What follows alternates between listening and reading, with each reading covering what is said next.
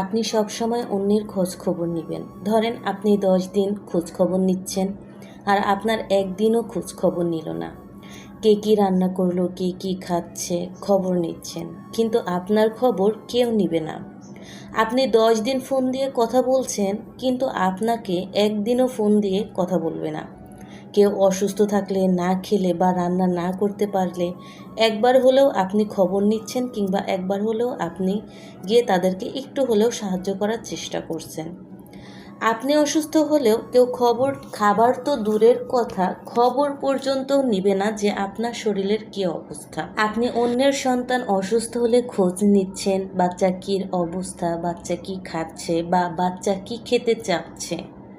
আর আপনার সন্তান অসুস্থ হলে কেউ একবারের জন্য জিজ্ঞাসা তো দূরের কথা, কেউ দেখতেও আসবে না। এইসব সম্পর্ক একদফা। এই একদফা সম্পর্ক কখনোই টিকে না। আর যে সকল মানুষ এইসব আচরণ করবে তাদের বারবার সুযোগ না দিয়ে চিরতরে তাদের থেকে দূরে থাকা হাজার হাজার গুণ ভালো।